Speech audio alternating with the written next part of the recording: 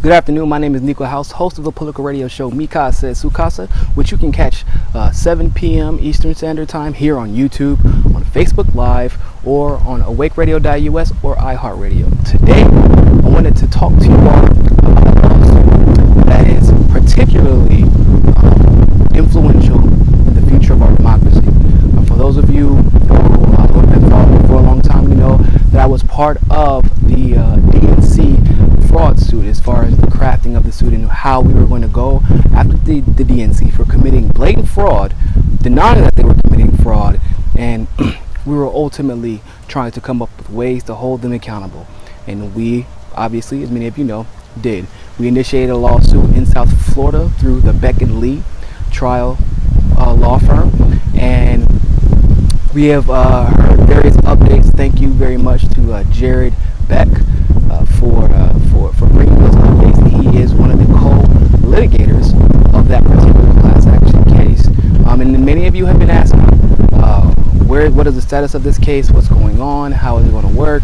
I don't want to get into all of the legal jargon per se. I just wanted to give you a small update first, and give you a little insight into the conversations between Jared and myself, what we think this could mean for the future of democracy, how we think that we are leaning towards victory with this case, and what that essentially means for you all. Now, for those of you who don't know, like I said, the case is in South Florida. That's what it's based off of, a federal district court, or federal court in South Florida.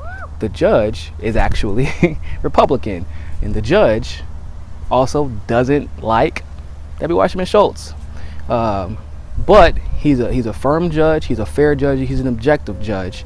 And what he said, this is the judge, he's taking his time on this case. He's taking his time on every motion because the magnitude of this case cannot be underestimated. It needs to be taken seriously, because what his decision does is sets precedence for how fraud is perceived in the future. Now, what does that mean? The other side of the fence, the DNC, is essentially trying to use the argument that what they did was legal because it was free speech. You know, I'm sure many of you can realize how dangerous that is. That means they can be biased towards any particular candidate in a two-party system that they want to elevate to such an extent that we almost don't have a choice anymore.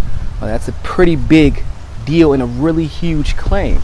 Now, obviously, what we are saying is, which I think is the very obvious argument, the First Amendment doesn't allow you to commit fraud. In fact, if you look at the First Amendment, what do we know? You can't commit libel just because you have free speech. You can't commit slander just in case you have free speech. And especially against Bernie Sanders, we saw a lot of both. So the First Amendment does not allow you to commit fraud, and no corporation, because they are incorporated, is allowed to commit fraud either without facing some sort of reprimand or damages. Now, going forward, we now have the option to, first of all, they have to make sure that we fall into the classification of a class. We have to meet all the criteria. But then they have the option to settle, or we just take them all the way for, at minimum, the amount that was spent on Bernie Sanders' campaign, or given to Bernie Sanders' campaign from the people.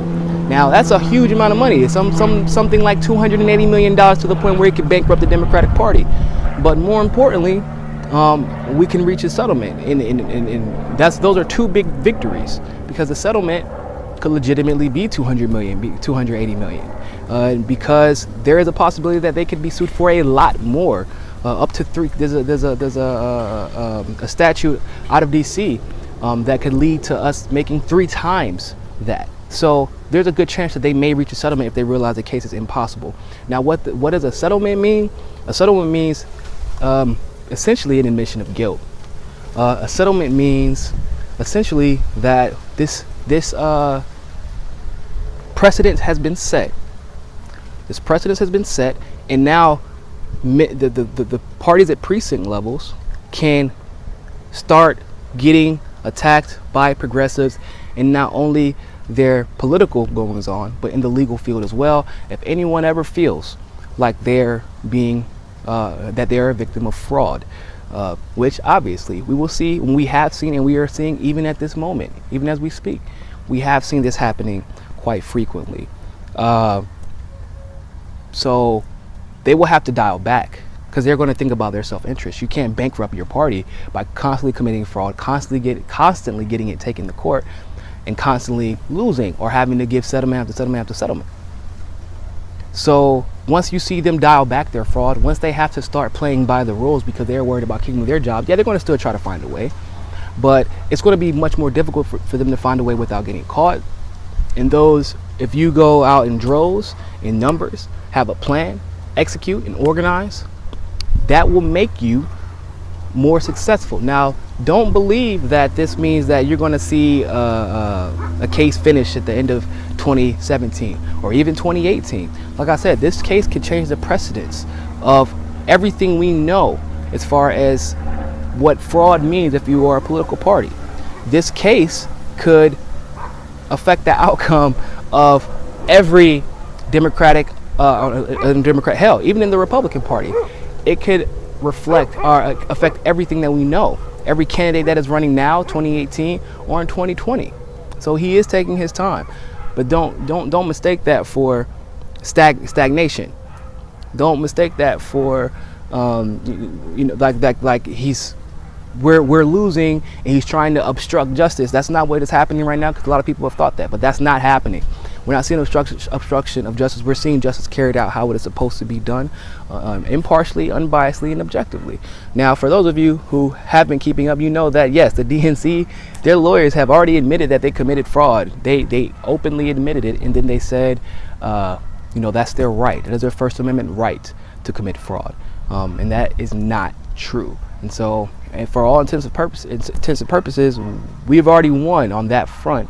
Now, it's really up to the judge if he's going to make it a class action, if we meet the criteria for that, and if we are going to go for a settlement, or if they're going to legitimately take this all the way to a trial and get a judgment. So hopefully, I'm rooting for the judgment, because that precedent says a lot more, obviously.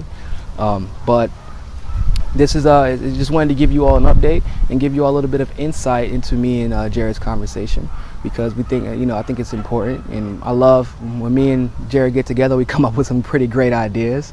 We were even talking about how the stock market, when it crashed in 2008, that you really could make an argument that right to work states could be held liable for people not being able to pay their mortgages, because raises not being made regularly, people not being paid, people not being able to collectively bargain to prevent themselves from falling into situations like what we have seen, what we did see, where they couldn't pay their mortgages because of people getting let go, people not getting paid the right amount of money, for adjusted inflation, fraud being committed by Walmart. But to make people get food stamps, to teach people how to get food stamps as soon as they hit orientation, so they never have to pay their workers living wages. In the states in the South, the right to work states, that were allowing this to happen through the right to work legislation. And so, like I said, I love having these conversations with Jared, because we both end up enlightened and better off at the end. And if you haven't, definitely follow the DNC fraud suit on Facebook. Follow the Jam Pack Super PAC, the Super PAC built for and by progressives, that only accepts individual donations through progressives. And keep up with you can keep up with the fraud suit through him as well, whenever a significant milestone is made.